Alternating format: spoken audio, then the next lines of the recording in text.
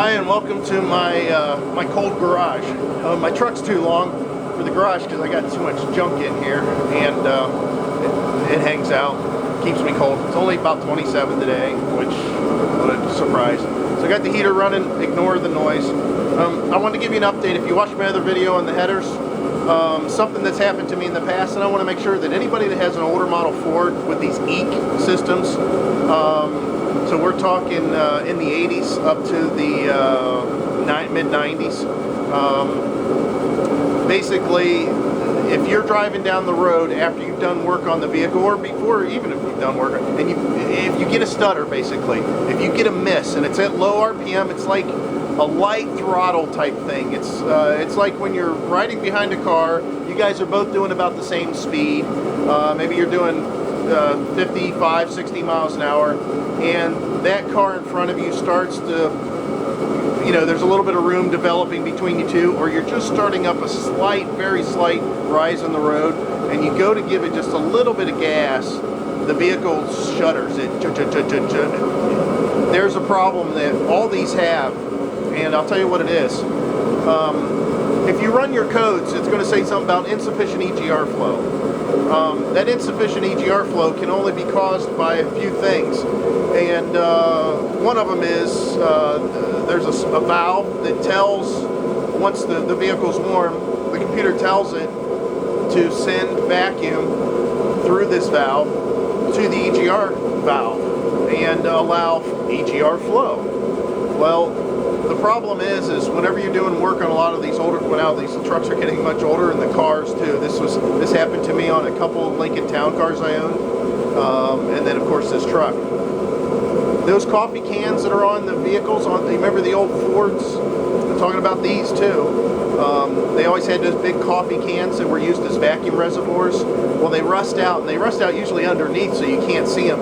And then you just think, oh, so I'm losing vacuum, no big deal, for the most part it's getting what it needs. Well, the problem is it's not getting the vacuum necessarily. It needs to open that valve, especially under an light acceleration, or an acceleration of any kind for that matter. But that's what's happened to this. When I installed the shorty headers, I had a miss that developed. I ran the code, it said insufficient EGR flow. I checked the vacuum going to the EGR, and it wasn't enough. So I found out that can was rusted underneath where I'd been leaning my arm when I was installing this headers. So I replaced it. Let me take you a look. There you go. I replaced it with this canister. This was a long time ago. I mean, this has been here for a while, and that cured the problem. So what it is it's these valves back here. You got to check all the vacuum lines then that run to these valves all the way around the back of the engine. And some of this vacuum line doesn't go to those valves, but it goes to your heater and your controls. And then there's this one here that goes back to those valves. And basically what I did is I checked and I made sure vacuum was strong, which it is. So I know that I'm lacking vacuum going to my EGR valve. So I start checking, and guess what? Right where these are, let me try to get this in position so you can see it. Right where these two connected, la-di-da-di, you'll figure that out. Doing, it's broke. So you need, it's just something that I want you to be aware of.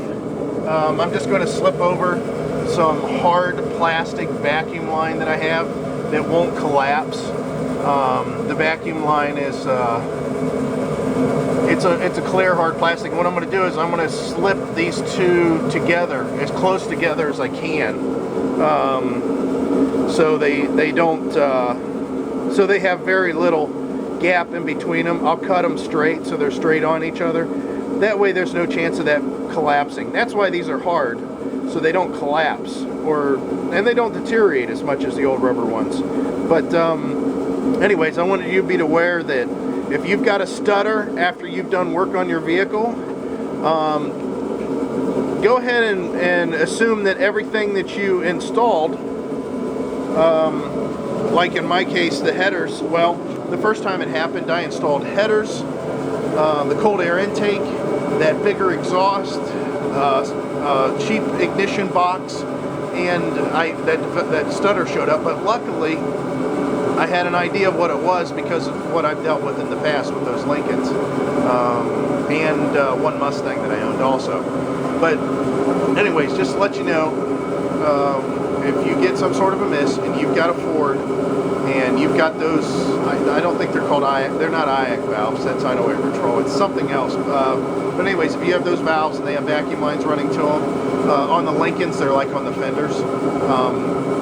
Of course, on a lot of the trucks, they're up on the engine. I didn't think my vacuum leak would be there because I didn't really disturb anything there. I figured it was where I was really wrenching stuff and moving my arms in and out, tightening bolts and spark plug wires and stuff. So anyways, you make the repair, just slip a couple pieces of hard vacuum line over top of the broken pieces, and you'll be good to go. Again, the code will come up and says insufficient EGR flow. If you get one that says insufficient EGR flow, that means your EGR valve's not turning on for some reason. It could be something else entirely different, not telling the valve to do the control valve to send vacuum to the EGR valve, but most likely, as somebody told me a long time ago, there's only a few things that fail electrically, and why they fail. And this is a good general rule. Electrical items usually fail because of moisture, heat, voltage, and I mean voltage spikes or lack of voltage. So if you don't think any of those things happened, don't expect that it's electrical or component failure unless the component has mechanical items inside of them, and valves are mechanical. So you could have mechanical failures going on. There's most likely more a mechanical, a physical problem than there is electrical. So don't get to where you're theorizing, oh, it could be because now the computer is sensing a different back pressure through the exhaust, and the EGR is reading differently. Now it's sending parameters that are causing, no, it's none of that. Just look to make sure something didn't happen during the installation, like in my case. Thanks, I tried to keep this one a little bit shorter, and keep on watching if you like them, and comment below. Thanks.